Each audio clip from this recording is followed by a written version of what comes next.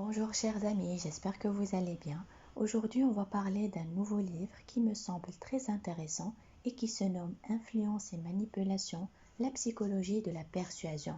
C'est un livre qui est écrit par Robert Cialdini, un docteur en psychologie sociale. Ce livre dévoile les secrets psychologiques qui se cachent derrière notre tendance à nous laisser influencer. Si vous souhaitez avoir un résumé de ce livre, veuillez rester à l'écoute pour vous présenter l'essentiel à retenir et surtout à appliquer si vous voulez être plus persuasif naturellement. Et bien sûr pour éviter de tomber dans le piège de certains manipulateurs. Pour commencer, Robert Cialdini a présenté les mécanismes inconscients automatiques. Il explique que nous avons tous des mécanismes automatiques qui influencent inconsciemment nos décisions. C'est par exemple dans le cas quand nous voyons un prix élevé pour un service ou un produit. Immédiatement se crée un déclic, cher est égal qualité. C'est un raccourci. Alors que si on y réfléchit 2 minutes, le prix n'est pas absolument un gage de qualité. Avez-vous déjà pris un vol low cost pour voyager? Est-ce que vous étiez très mal assis? Est-ce que l'avion volait plus doucement que d'habitude? Est-ce que votre bagage est arrivé compressé comme une compression de César? Bien sûr que non. Et pourtant, vous avez payé 1 sur 10 du prix d'une compagnie normale. Vous voyez que parfois le prix n'a rien à voir avec la qualité? Robert Cialdini cite un autre exemple étonnant de mécanisme automatique. Plusieurs études ont montré que lorsque vous êtes pressé, vous avez beaucoup plus de chances qu'on vous laisse passer si vous dites « Désolé, je suis pressé parce que j'ai un avion à prendre » plutôt que de dire simplement « Désolé, je suis pressé, je peux passer ?» Vous trouvez ça normal? Moi aussi. Mais le surprenant n'est pas là. Les chercheurs se sont rendus compte de ce qui était vraiment important, c'est l'utilisation du mot « parce que ». Les raisons ensuite n'ont pratiquement aucune influence sur le fait que vous laissez passer ou pas. C'est hallucinant, non? Pas la peine de se creuser la tête à inventer des histoires pour passer plus vite. Mais comment se fait-il que nous ayons développé ces automatismes? Trop d'informations, pas assez de temps ni d'énergie. Les chercheurs ont montré que pour prendre des décisions, notre cerveau prend en compte une multitude de facteurs. Or, pour choisir ces facteurs, puis pour les analyser, il faut beaucoup de temps. Dans une société où tout va très vite, où nous sommes bombardés d'informations et de sollicitations, il est impossible de tout analyser. C'est mathématiquement impossible. La deuxième raison est que lorsque plus nous réfléchissons et plus le cerveau consomme de l'énergie. Or, le cerveau, il n'aime pas trop consommer d'énergie. Il faut en garder un maximum pour les fonctions vitales comme manger ou courir. D'où l'apparition d'automatismes pour nous éviter d'avoir à trop réfléchir en permanence. Voyons maintenant les 6 armes d'influence de Robert Cialdini. C'est le terme utilisé dans son livre, je l'ai volontairement changé en principe car j'espère que votre intention sera aussi positive que moi. Les 6 principes de l'influence. Premier principe, c'est la réciprocité. Un des premiers principes à utiliser pour influencer quelqu'un est tout simple, offrir un cadeau. Pourquoi? Car automatiquement se crée une sorte de dette mentale pour la personne qui le reçoit. Si on ne redonne pas un cadeau ou un service en échange, on risque de passer pour un ingrat ou un profiteur. Nous avons été conditionnés par la morale, alors que dans l'absolu, rien ne nous oblige. Plaisir d'offrir, comme on dit. Si vous voulez manipuler quelqu'un, vous pouvez créer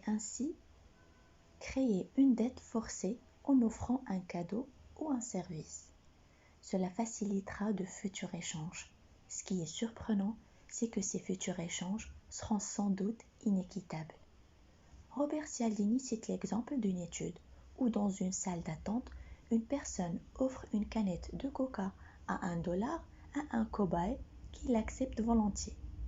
Le cobaye ne sait pas que la personne est en fait un des chercheurs de l'étude. Quelques minutes après, le chercheur en profite pour lui dire « Au fait, J'ai des billets de loterie à 5 $ et je n'arrive pas à les vendre. Plus de 70% des cobayes achètent plusieurs tickets de loterie, donc 10 à 15 fois la valeur d'une canette, alors que les cobayes n'ayant pas eu de cadeau sont seulement 15% à acheter un billet de loterie. Comme quoi ça vaut le coup d'être généreux, on ne sait jamais. J'en profite pour préciser que je fais appel à plus d'une grande éthique pour utiliser tous ces principes de manipulation avec une intention positive. Maintenant, passons au deuxième principe, qui est l'engagement. Les meilleurs indices de ce que les gens sentent et croient réellement se trouvent moins dans leurs paroles que dans leurs actes. Pour déterminer la personnalité de quelqu'un, nous observons ce qu'il fait. Durant la Deuxième Guerre mondiale, les Chinois ont pratiqué une torture très différente des autres nations, car ils ont découvert une technique beaucoup plus puissante. Ils se sont rendus compte que nous analysons notre propre comportement pour déterminer qui nous sommes et ce que nous pensons. Il est donc contraint leur prisonnier américain à écrire des critiques sur les États-Unis. Au début, de petites critiques, puis des critiques de plus en plus graves et sérieuses. La vision des prisonniers a changé au fur et à mesure. Comment les Chinois ont-ils réussi?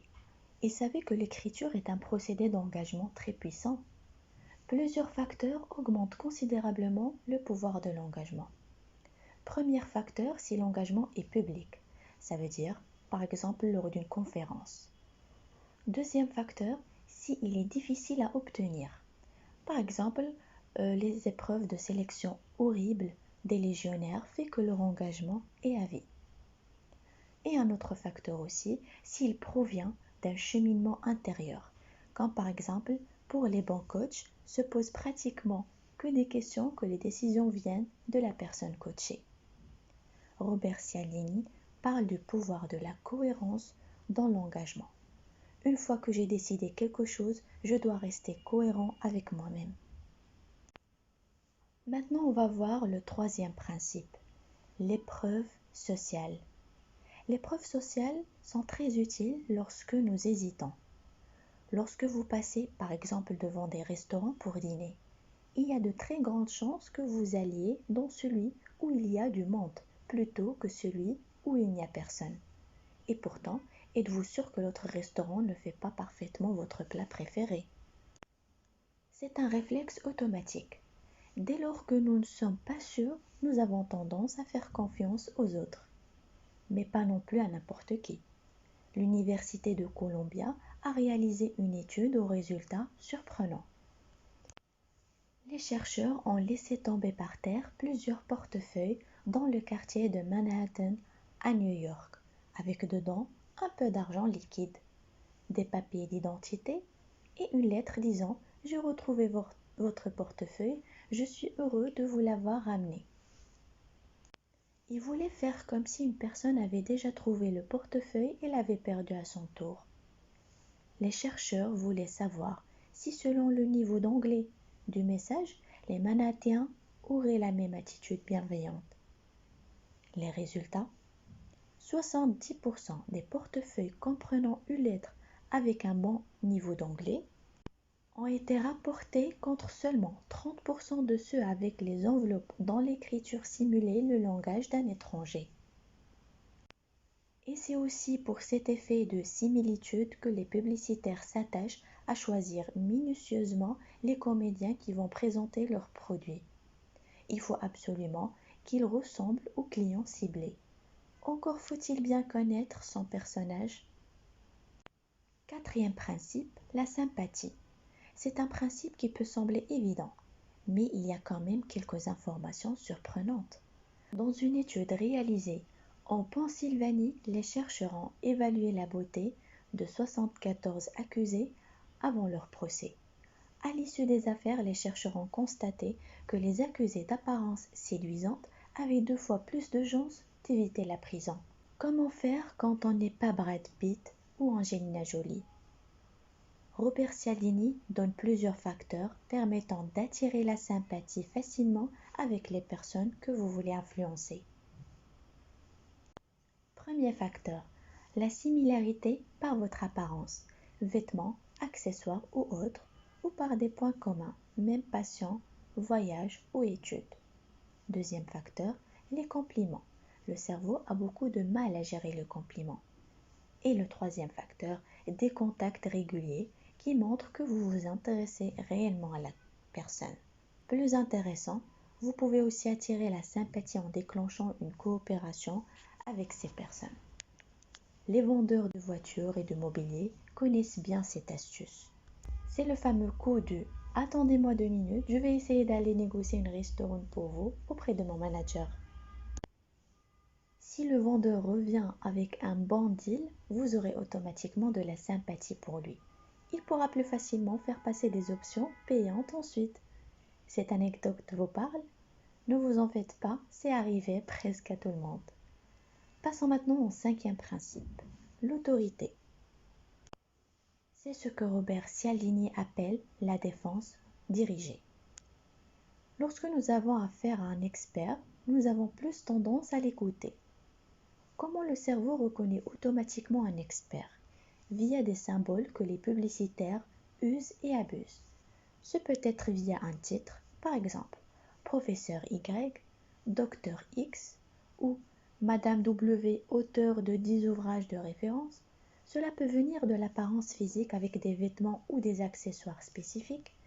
Les chefs étoilés sont toujours présentés avec leur écharpe tricolore au col de la veste de cuisine. Ce qui est intéressant, c'est que Robert Cialdini explique dans son livre une astuce pour que votre message soit beaucoup plus puissant. Comment faire? Il suffit d'ajouter un peu d'honnêteté. Quelque chose qui ne vante pas directement les mérites de votre produit ou de votre service. Un petit défaut suffit. Par exemple, dans la publicité avec Marc Lexie, le célèbre animateur de l'émission téléscientifique AM6, qui joue le rôle de symbole d'expertise. Il suffirait de rajouter la mention « ne convient pas aux enfants de moins de 36 mois ».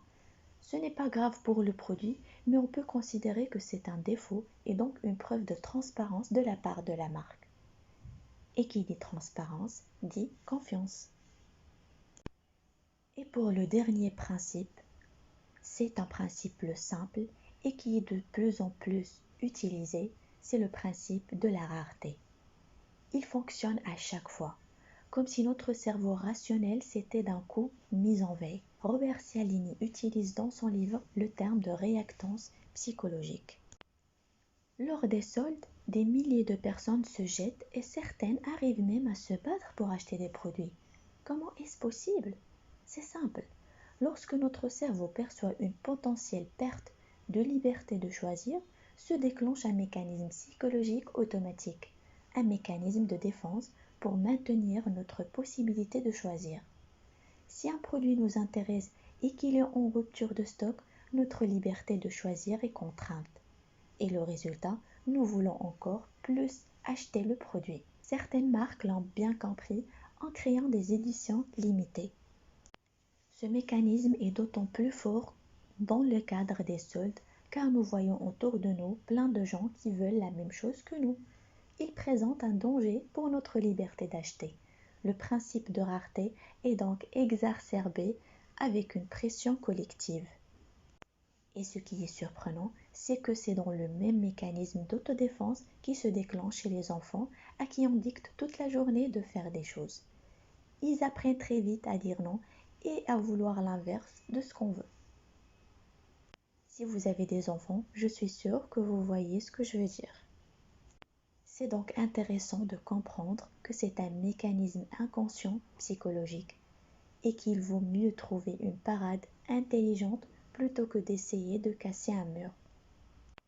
Voici donc en résumé les 6 principes d'influence de Robert Cialdini que vous pouvez mixer selon les situations. Premièrement, on a parlé de la réciprocité, cadeau est égal à dette. Deuxièmement, l'engagement, je dois rester cohérent avec mes engagements. Troisième principe, l'épreuve sociale, ils doivent savoir quelque chose que je ne sais pas. Quatrième principe, la sympathie, par similarité, par les compliments, les contacts réguliers ou la coopération. Et cinquième principe, l'autorité. L'expert est présenté par un symbole. Astuce, par exemple, ajouter de l'honnêteté. Et le dernier principe, c'est la rareté. La perte de liberté de choisir déclenche un mécanisme automatique, inconscient de défense. Maintenant que vous connaissez ces principes, vous pourrez éviter de tomber dans le piège de manipulateurs peu scrupuleux. Merci pour votre écoute et je vous dis à bientôt.